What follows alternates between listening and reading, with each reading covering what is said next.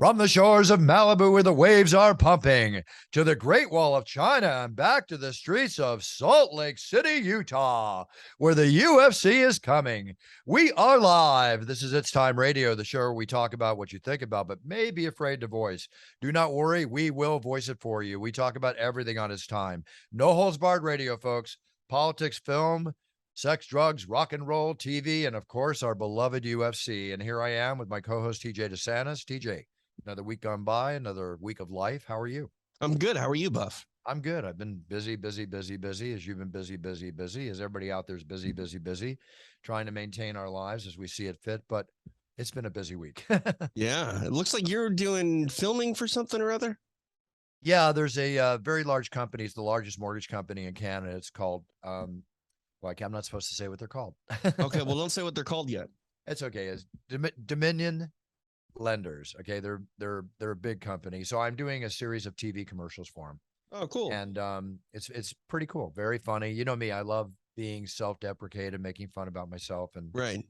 There's humor in each commercial, and I'm working with a great crew. This man I work with, Garrett Marciano, he's actually the one that produced and filmed the Blue Chew commercials that I did.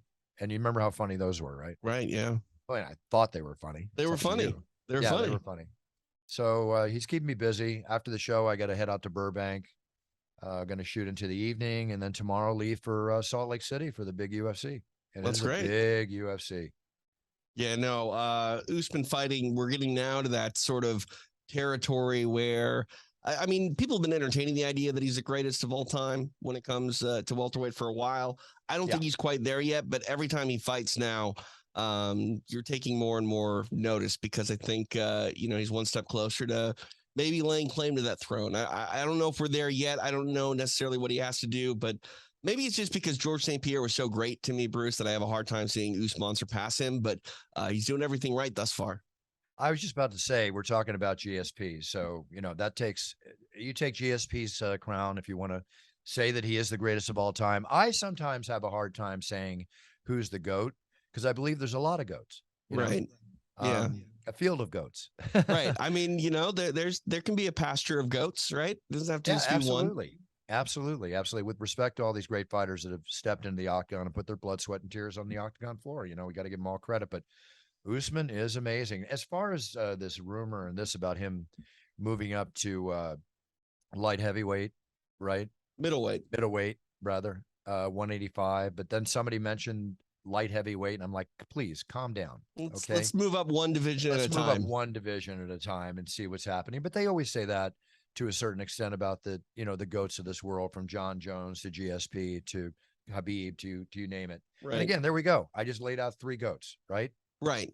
Yeah. Field of goats. Right. But I mean, generally there should be one goat of every division, you would think, but I don't know. Yeah, well, there should be, but you know what? Time will tell. Time will tell. I agree. So getting onto this card this weekend, we've got Usman and Leon Edwards in the main event. Two fighters that I think have both won the last 8 of their fights. They're both undefeated in the octagon, if I'm not mistaken. Well, what's interesting is these guys have actually fought before. And it was Edwards' last fight that he lost. And he's been flawless since then. And obviously Usman's been perfect. Not a lot of people even remember that first go around. So it's going to be interesting to see what they look like this time around. Who's evolved more? I think Usman's a much different fighter than he was previously on the feet. Does he want to utilize that? We'll find out. No question. And Paulo Costa's back against Luke Rockhold, who's back. Yeah. Very interesting fight. I think Paulo is a -180 favorite in this fight. He looks great. I've been watching him on Instagram. He's kept his weight down. It's like not a big cut the last couple days. I mean, he looks fantastic. Luke Rockhold, of course, looks fantastic. And I think this is not a battle for the co-main event of the middleweight division. It's probably a battle for who's the best looking fighter in the UFC. Yeah. It's like Joe Rogan said, Paulo Costa is God's gift to women around the world as far as being the most handsome man in the world. And I think we used to say that about Luke Rockhold. I mean, Luke Rockhold, I think, was a model too, right? So he's got credentials. He's got credentials. His career expands a long period of time. I think it's over 12 years, between Strikeforce and where he's gotten here. He's very focused, very determined when watching his interviews. So I'm excited. This fight, I can't wait to see. But then right before, you got Jose Aldo and Davishvili, and it's like, wow, and if Aldo wins this fight, I guess he is due for a championship shot again. Do you think? I don't know, Bruce. It's hard. It's a rough I mean, division. That things have division's gonna be changed. You know what I mean? So you have a different champion there atop the division. I wouldn't mind seeing him fight Aljamain Sterling. We got to see what happens though. Like he was just beat so soundly in his last title fight, and I know he's the guy that just refuses to go away. Right? You know, like Yep. he's pulled off wins that people don't expect him to pull off. And you know, you want to talk about one of the goats? He's one of the goats, pound for pound, truly one of the goats. You know, maybe in the latter part of his career, it's gone to hurt him there a little bit, but I don't know. Like I like seeing Aldo fight. It's hard not to smile when he gets his hand raised. I think beating Rob is going to be very tough for him. But if he wins, and depending on what sort of style he does it in, then yeah, maybe we're talking about him fighting for a belt again. We'll see. As always, the UFC provides never-ending entertainment. There has not been a bad card since I can remember. I'm pretty excited about this. It's funny, not funny, but I always look at the price they're charging for tickets. We go to Phoenix, Arizona, and I think the top price ticket was around 300, give or take, $500 in Salt Lake City. Wow. Yeah, I mean, think about that. That's like LA prices, yeah, to a certain extent. Yeah, no. By the way, I love Salt Lake City. Beautiful city, an amazing city. Let me tell you, the last time I was there is very historical, not just for me, but in sports. I was there for the flu game with Michael Jordan. Really? Right? Yep. And I have a picture of Michael Jordan leaning. I was in the back because I had Michael, as his manager. I went with Michael and had him open up the game for the NBA playoffs against the Utah Jazz. And, we're on the floor the whole bit. I got a picture of Jordan leaning against the wall before the game. Didn't understand why. He goes out and scores, I think, something in the area of 7 points in the first half, which is unheard of for him because he's such a scorer. They're down.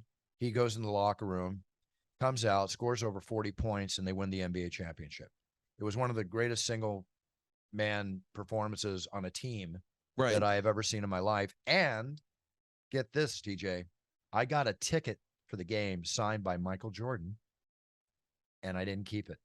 I gave it to Brian. I gave it to my brother. That's fine. Well, did you get the flu? No, I didn't. When they were on the floor, they're all like warming up and stuff like that. But can you imagine that? The signed ticket to the flu game by Michael Jordan. Yeah. That's definitely a collectible. Oh, so that night after that, Michael and I went to dinner with, and it was the night I met him and we became friends, Charles Barkley. Oh, was it terrible? It was terrible. It was no, the food was great. And Dr. J, Julius Erving. Wow. Yeah.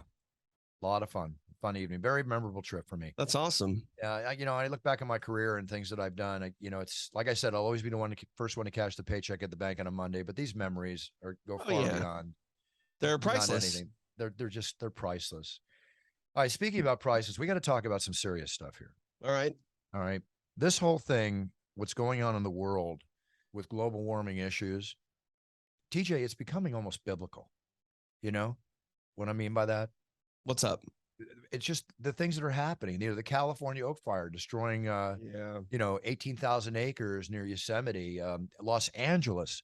We just got warned that in the next 10 to 40 years, we are expecting, and again, this is all predicted, devastating flood warnings, right? Right. You look at Lake Mead over in Nevada. Oh, it's bad. It's receding. 25, it's so bad. 28. It's bad. Between the dead bodies they're finding and everything. And let's face it, it's probably a dumping ground for who or God knows what. But they're already now anticipating, or they've told the state of Arizona, which this is where the water comes from. They're looking at a very large percentage less of water they have to prepare for. And I told you on the show a couple of weeks ago, there's one city in Arizona, pardon me if I forget the name of it, but they were told they had 50 days of fresh water left. Yeah, and that's terrifying. It's terrifying. It's like a month and a half. California now, the governor's introduced an $8 billion plan to preserve the fact that our state has a diminishing water supply. Right. We could lose 10% of our water supply in the next 2 decades. You might say, well, 10%, that's not that much. No, 10% is a lot. Yeah, when you have millions of people, it's a lot. Yeah. And then they're talking about with this extreme heat belt that's hitting over 100 million Americans in the next 30 years. It's just we have so much horrific heat and situation to look forward to. You know that American farmers now are killing their own crops selling their cows and animals Yep. because of the extreme drought. Like, for instance, in Nevada, I think it was alfalfa, they said they're like, shutting down or closing down alfalfa farms because of the water they need, if I'm correct in this. But can you imagine that you're a farmer, you've got to kill your crops, you got to sell your animals? It basically means you're putting yourself out of business. Right. I mean, that is the more logical economic sense to be made of those two situations for these farmers. And it's just weird. It's like continue being a farmer or basically try to cash out. And when cashing out is the more logical option, it's insane. Well, this is another thing where it points to the fact, that with the population growing at the rate that it's growing, the ability for us to have sustainable food, right? Well, if the farms are closing down, then we're losing our vast amounts of sustainable food. And this is why the Beyond Meats of this world and stuff that are producing food, vegetarian burgers and stuff like that, they're probably becoming more important than ever. The question is, will they have enough supplies to create a supply, right? It's a great question. I don't know. I mean, I hope everything's fine. This is also negative for the future. It's just crazy. And I don't think we're going to see this in our generation, but the next generation, your son's generation, there's going to be some stuff going on, TJ. Yeah, I agree. Hopefully we can figure it out. I hope there's people smarter than us that, can come at it with a more optimistic mindset and have some solutions, because right now there doesn't seem to be any. No, but we'll see. We'll see. So everybody do your part. And of course, as these things happen, I mean, right now where I live, we can't water our lawns more than twice a week. And depending on the name of your street or where you live, it's either an even day, 2 days a week, or an odd day, 2 days a week. For me, it's Tuesday and Thursday. Yeah. For me, it's Sundays and Wednesdays. Yeah. Have you noticed any difference in your whatever you call it, your greenery, your vegetation around your house? Yeah, it's not as green as it should be, but whatever. It's just it's just a optical thing. You know what I mean? The grass is still alive. That's all I care about. Yeah. Something to play on, that's for sure. Yeah. Hey, we're getting back to the UFC. Dominic Cruz, came out against Chito Vera last week in the main event. I did not announce it. I did not see it. I saw the highlights. Dominic went down, 3-4 times before he was knocked out? Yeah, but he looked good. That's what's weird about it. He, I mean, he looked to be fine, but he was getting dropped. I mean, he got dropped by a jab at one point. He was getting tagged and it was dropping him, but he was competitive throughout. Well, then we'll see Dominic back unless he decides that that's the last of his fights. Yeah, we'll find out. Was he winning the fight during the fight? I thought he was. Yeah. I mean, despite being dropped, I thought that he had done enough to win the rounds that he was even dropped in. But really, because that creates a 10-8 round when he's dropped. He was doing in boxing, not in MMA. I forgot about that. Pardon me. I still get mixed up on that. All right. But he overcame the drops to still be winning the fight. Oh yeah, 100%. Wow. Okay. Because right. He wasn't almost put out, Bruce. He was just dropped. You know what I mean? In MMA, you're allowed to get back up and continue. And, just being dropped one time isn't, because he wasn't even flash KO'd. He was just dropped. You know what I mean? So. Right. Okay. Well, good for Dom, and bad for Trump with all this stuff going on. You see all this thing going on here? Oh, yeah. How can you get away from it, Bruce? Well, it's notorious when the FBI raids you, they have a reason, right? Yeah. And usually an indictment's handed down, and this has been said by more than just myself, by, politicians that know, usually an indictment's handed down in 3 to 4 weeks. Right. Of some sort. And now you got Giuliani, his attorney, who is there testifying in Atlanta. You've got other people that he's worked with that are pleading guilty left and right. We'll see where this goes. I'm not trying to create a Trump political conversation here. I'm just reporting the news. Right. But yeah. There's never been a president, ex or current, that has ever had a search warrant served upon them by the FBI in the history of the United States. Wild times. Wild times. Now, what is scary about this, if you want to call it that, is just like what occurred on January 6th, of which people were rightfully being convicted and being sent to jail for their roles in the January 6th, attack on the White House, right, and in Washington, is that because these people are still, his followers are still as loyal as they are, if anything comes of this, and again, I've never seen civil unrest ever in this country as bad as what's happened since his presidency, right? As witnessed. What's going to happen? How are they going to react? What are we going to deal with, right? Because we're dealing with a divided country. to a large extent in many ways, shapes, and forms since his presidency and during his presidency. That's what bothers me, TJ. I don't know, Bruce. It's something that we've never really been able to figure out because we've never experienced it before. You know what I mean? Never So experienced it before, but you get a small example of the fact that the day he was raided or the day after, or the search warrant was served, that man walked into the Cincinnati, Ohio FBI office, shot off a nail gun, carrying an AR-15, led on a search, firing from his car, having a standoff, and they took him out. And he was also found out to be one of the people that was involved in the assault on January 6th, which meant that he was one of those followers. I know, Bruce. It's that's you get alarming. where I'm going. It's alarming, and I hope that nothing bad happens. But it's alarming. Let's just leave it at that. I hope not either. But you know what? If something is wrong here and it comes down, we'll see what happens. If anyone's looking for a podcast, there's a phenomenal podcast about the January 6th incident called Will Be Wild. It's from a company called Wondery. I've been listening to it. It's really, really interesting. I strongly suggest people check it out. It kind of gives you a more behind the scenes look at what government officials were doing besides the president on January 6th. Well, you know what? I'm going to make a note of that. I want to watch that. As a matter of fact, I've got to leave. I got to go to Burbank for this filming today. I'll have an hour in the car. So there you go. Give me the name of that podcast again. Will Be Wild. Will Be Wild. Okay, I'll check it out. I'll send you a link. All right. Speaking about Will Be Wild, the NFL season's starting. I am going to be supporting the Raiders. I was going to do the exhibition games, but they decided to hold me off till the home opener on September 18th, which will be a big, big, big game. So I'll be there for that. But then you read in the NFL, the Cleveland Browns, quarterback Deshaun Watson, who's been under investigation by these 24 women that reported sexual misconduct by him. Right. Yep.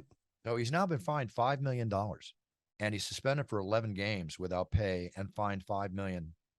That's crazy.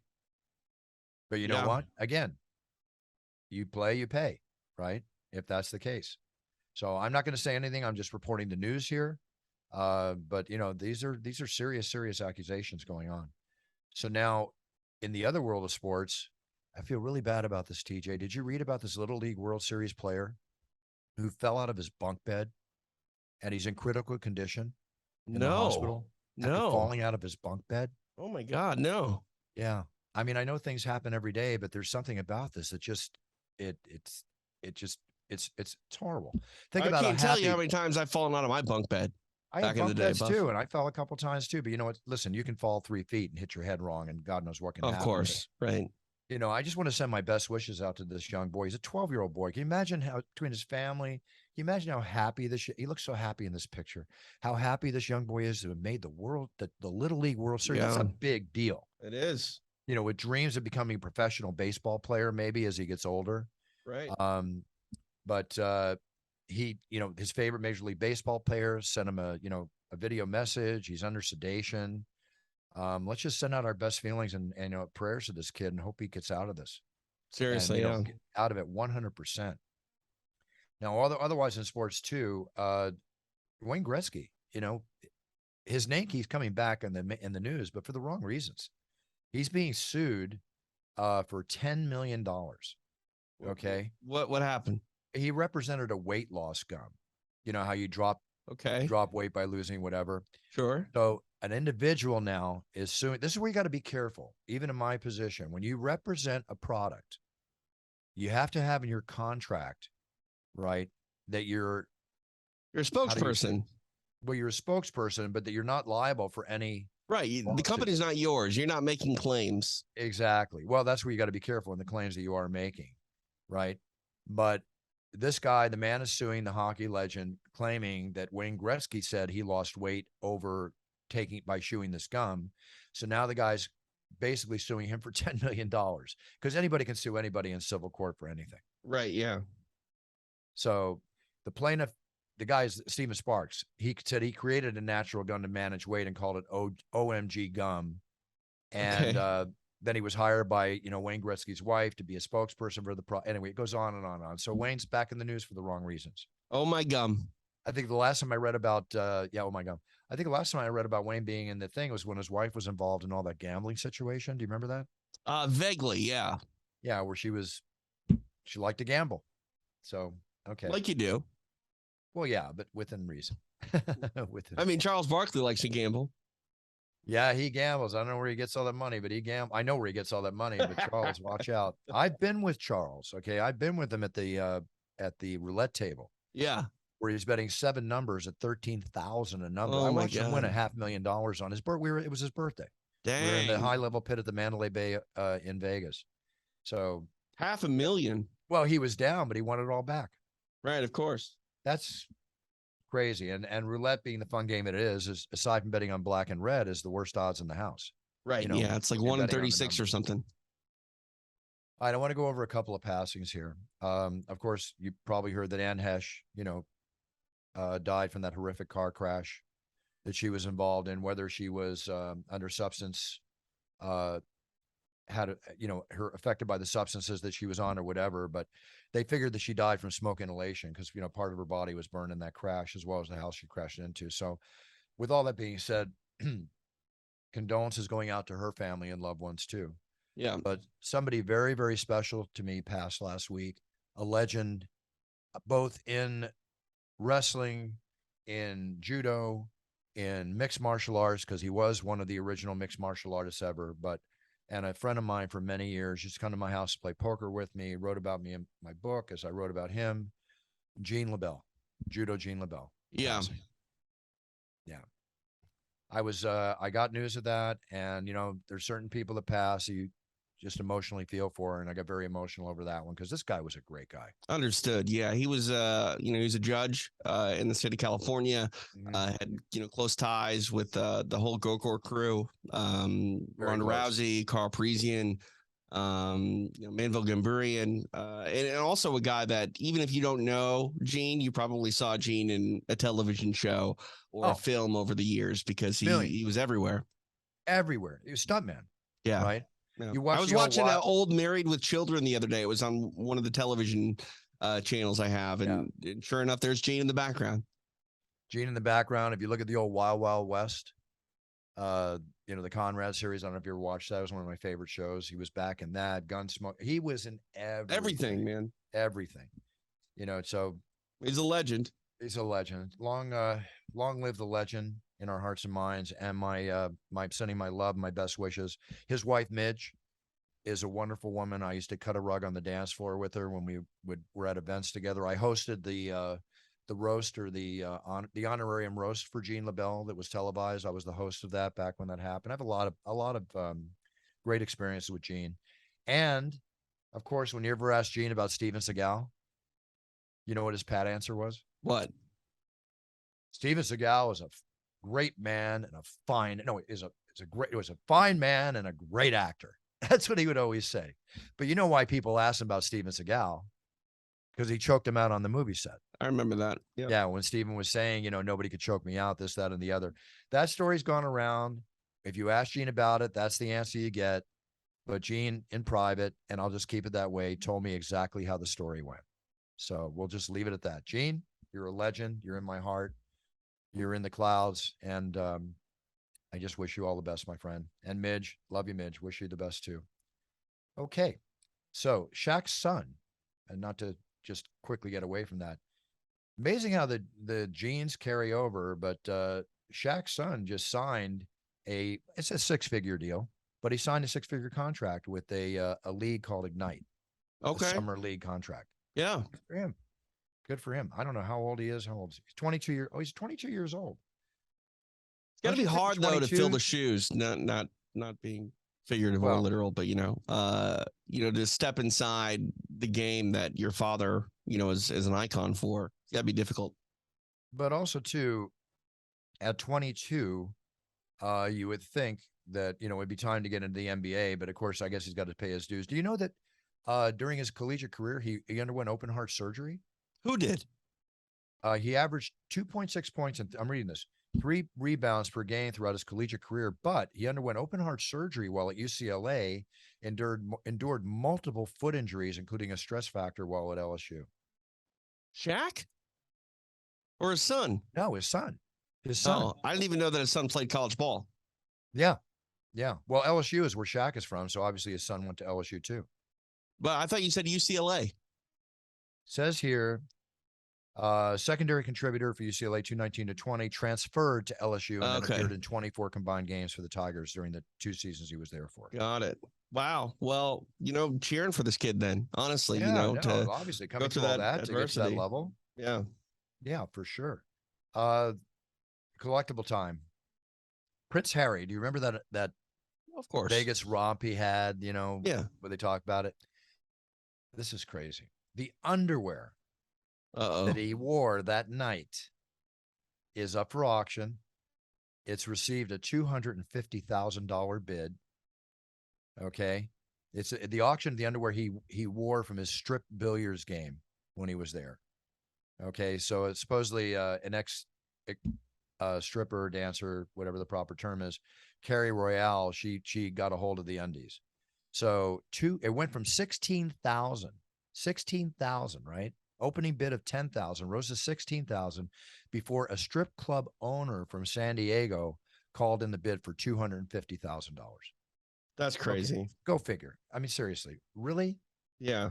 What are you gonna do? Frame it and put it up in your dance dance place? Obviously, but still, like, why would I don't know? Spend your money on anything else.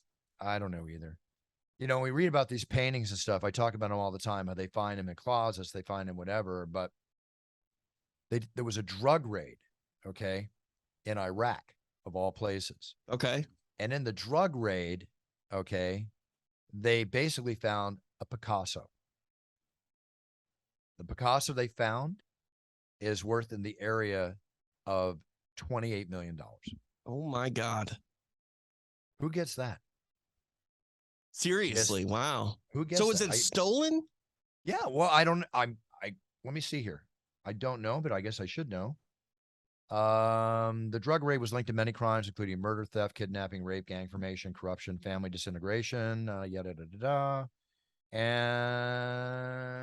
because that's the thing about the fine art business. They don't know. They're trying to figure it out. When you steal something like that, how are you going to sell it? You know what I mean? Oh, it'll sell. Well, no, when you steal something like that, you can't sell it. That's what I'm saying. Think. How do you sell it when you steal? Like, what's the point of stealing it? But again, if I would say it goes into Iraq, whoever they probably can confiscate it, whatever. In May, a portrait of Picasso's lover and one of his children, titled "Femme Nue Couchée," rather. I mean, meant naked woman reclining. $67.5 million. Oh my God! Unbelievable.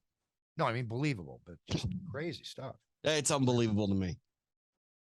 All right, Miller High Life. Are you a beer drinker? No. Well, Miller High Life is coming out with an ice cream bar that tastes like what's a dive bar? Have you ever heard of dive bar? A dive bar is like kind of like a grungy bar. Like it's a dive bar. That I know, yeah. But they call it.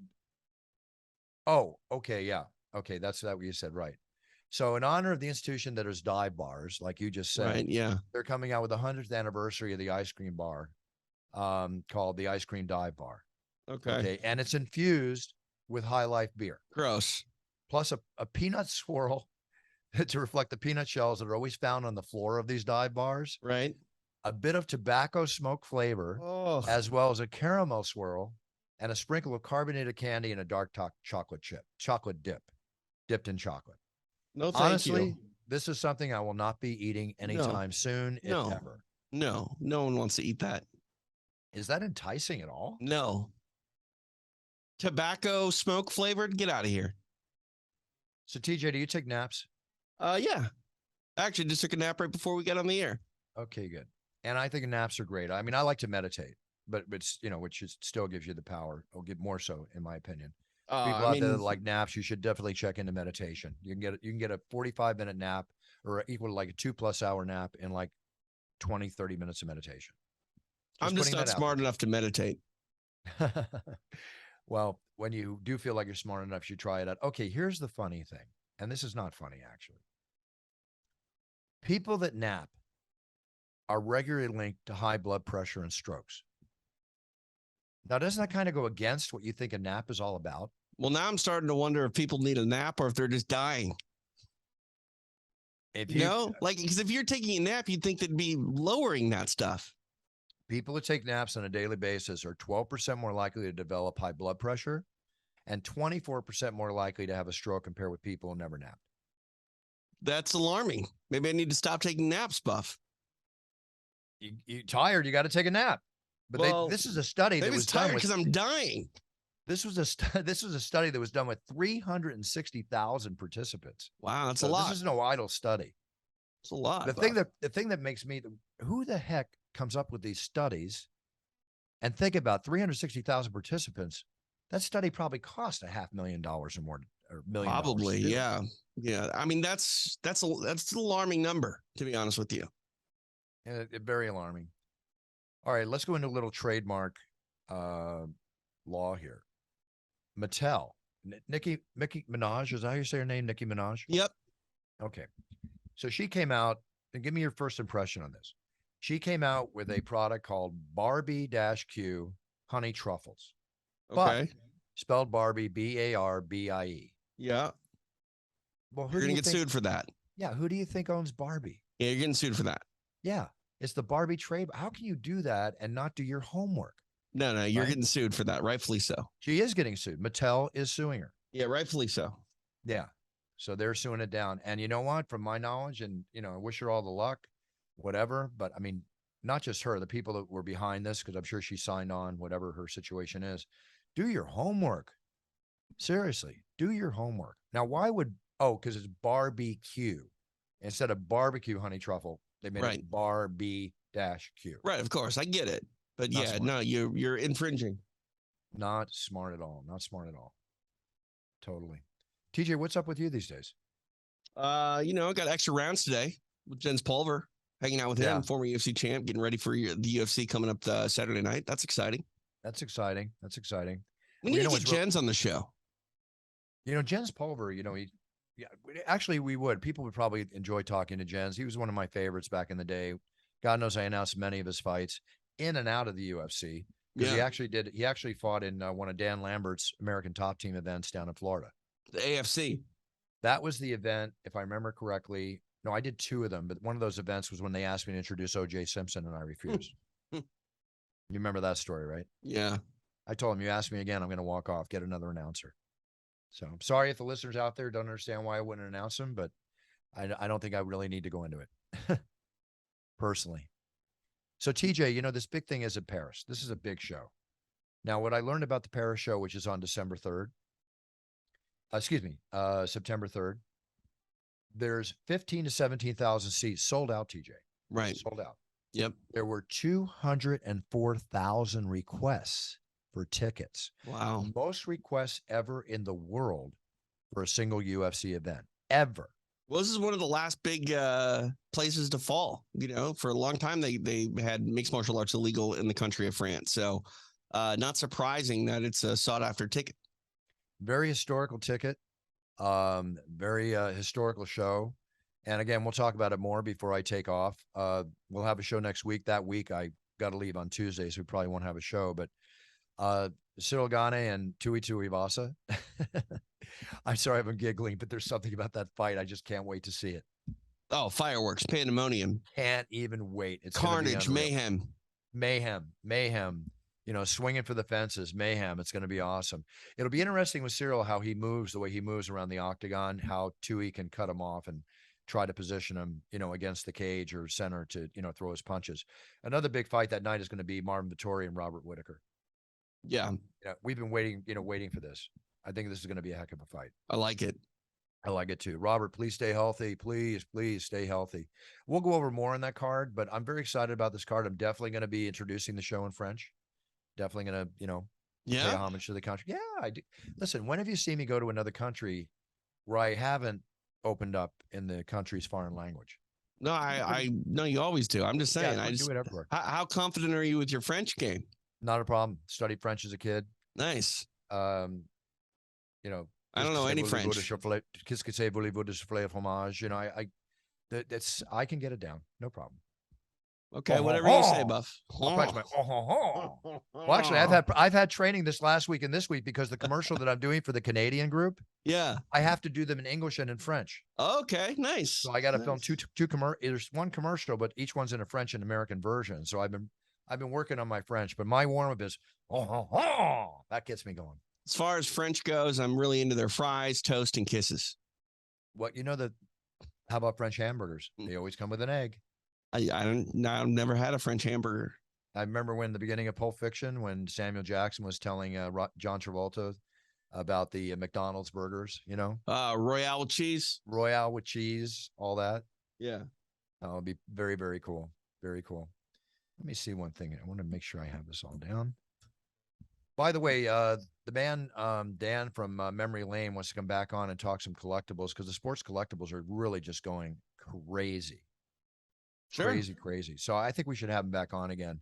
That Been was a while. I enjoyed that. That was a very, very good interview. Yeah, I liked it too.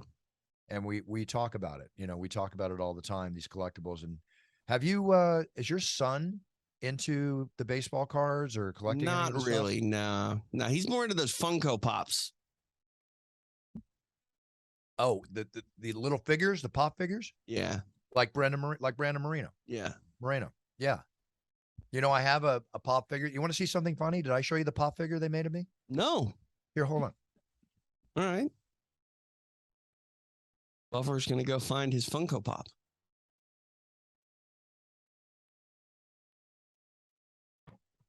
And you're back. Oh, look at that. That looks good. You know why it looks good? Why? They didn't make it. Oh, they didn't? This was a fan in Australia that reproduced one just of me and sent it to me. This is really? not by this so is that's not by Pop. That's not an official Funko Pop. No, it's not an official Pop. This guy put this together, and it's unreal. But it looks great. I know. Does he work there? Like, how did he put that together like that? He's just a fan. He just does this. I think he did it for a couple other people in the UFC, of which I was one. It's amazing. That's phenomenal looking. Yeah, I should send this to Pop and say, "Hey guys, no, I don't want to get him in any trouble." But I would love to, I love these little things, these collectibles. They're just so much fun. I want to get so one. That's 101 right there. It's one of one. That's it. Cracks me up. That's awesome. Thank you, fans. God, you UFC fans are the greatest fans in the world. My God, you're so amazing. So can't wait to see what it's going to be like in Salt Lake City. That arena is going to be sold out. Yeah. Fun time. Fun, I wish I was there, Buff. I won't be there. Yep. Lamar Odom is back in the news. He's getting veneers, $80,000 worth of veneers he's putting in his mouth. How does that even work?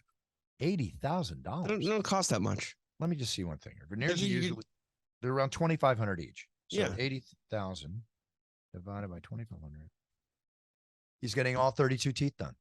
Isn't there 32 teeth in the mouth? There is, yeah. I just did 2,500 and 80,000 comes out to 32. That just seems ridiculous. I mean, the back ones can't even be seen.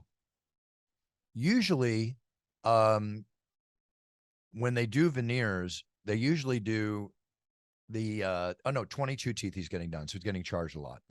He's going to a Beverly Hills doctor. No wonder. Right. But they usually do like the first 4 up here. Because when you see people smile, you can see their other teeth, or they'll do like 6. So, boy, that guy's been in the news for so many different things, but at least this one's a little more positive than what I've seen before. Is it? I don't know. It's positive for the dentist that's getting the $80,000 gig. Yeah. One time, to show you, listen, doctors practice, okay? They're not gods, all right? And I have such respect for doctors and dentists and all this. Tremendous respect. But I'll tell you a little story. My mom, when she was, she's going to be 94 in September, but when she was like 75 to 80, right? I had to take her in and got her teeth checked, and something had to be done, one of her teeth. So our dentist sent her to another specialist. The guy wanted to put implants, multiple implants in her mouth. Would have taken 6 months, put her through God knows how much trauma and pain. Yeah. Wanted $65,000 plus dollars. Oh my God. For that job. I took her to another dentist who said, "You don't need to do that. Just bring her in and I'll clean her teeth every 3 months." Right? Right. Or at least 2 to 4 times a year. She doesn't need this work. Yeah. That's called getting upsold. It was like going in to get your car done and they're telling you suddenly need brake pads and you need this and you need that. Right? Yeah. That's ridiculous. Be careful. You go to a doctor, yes, you got to take their advice and everything, but there's no harm in getting a second opinion. You imagine that, TJ? It's not just the fact that it would have cost a ridiculous amount of money. It's the fact that you would have put an approximately 80-year-old woman through the pain and trauma, which could possibly Killer. Yeah, 100%. Okay. Yeah. Unbelievable. Everybody's Anyway, trying to make an extra buck, Buff. everybody's out for the buck, TJ. Don't kid yourself. It happens all the time. God almighty. Between these phishing scams, I mean, every day I'm getting an email. I'm getting Oh, yeah. sometimes And you got to be careful with those. Those look more message. and more legit every day. Yesterday, somebody sent me, they said, this is your bill for $19,000. They had their phone number there on their website. Okay, call the phone number. Doesn't work. Looked at the website. Doesn't exist. Right. Just hoping maybe you'll just pay it. You know what? You know how many people do just pay it? A lot. They send out 10,000. A lot. And 5 pay. Yeah, a lot. They can buy those things anywhere. Getting back to the Trump situation, you know, the ex-Vice President Pence is considering testifying before the Jan 6 journal, panel rather. You know, if they ask him. What a situation our country is in right now. Yep. Crazy. All right, TJ, I never thought it'd be this crazy, Buff, ever. What was that? I never thought it'd be this crazy. I never did either. I thought I mean, I never pretend to see everything because I'm always willing to learn something new. But I mean, this is just crazy. We'll leave it at that. But let's also think positive and realize how beautiful a world we live in, and take advantage and be happy that we're on this earth every day that we are. That's all I can say. Yes, sir.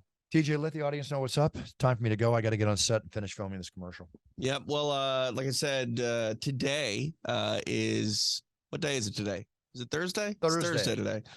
So yesterday, as people hear this, I did extra rounds with Jens Pulver previewing the UFC 278 card. And then immediately following UFC 278, I'll be back live on the UFC Fight Pass Facebook page to break down all the action that sees Kamaru Usman defend his welterweight title against Leon Edwards. So hopefully people will check that out. It's available on the UFC Fight Pass Facebook page or available anytime over on UFC Fight Pass. Exciting stuff. And one last note for me to the audience out there. You know, I love film. I saw the Elvis movie. Yeah. Fantastic. Yeah. Fantastic. I'll take a look at it. I'll look at it. Really good. With some surprising information in it. Highly recommended. If you're an Elvis fan, I recommend it. If you're not, I just recommend it as a fine film. Definitely. And on Netflix, Ryan Gosling's The Gray Man. Okay. It's John Wick on steroids. I know that sounds crazy because John Wick is everything on steroids. Right. And speaking of John Wick 4 is coming out, and I can't wait to see it. So love those movies. Well, there you go. I like when bad guys get their just due. That's what I used to love about Liam Neeson's Taken films. Yeah. Oh yeah. I mean, you wanted these guys to get it so bad, and they got it. They got it. Most definitely.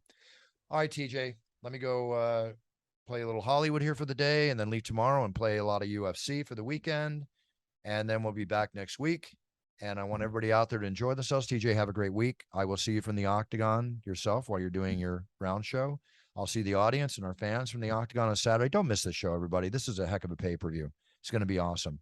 All right, set your goals, write them down to be the best you can be. So when you step on that yellow brick road path of life, you are performing at your best. Whether you're the champion, number 1, number 10, whatever, as long as you're performing at your best and you're proud of yourself and happy with yourself, then you're winning. That's what we're all about in It's Time Radio. I'll talk to you next week. Buffer out. Have a great weekend. See you from the Octagon. All the other good things that go with it. Big cheers. Bye-bye.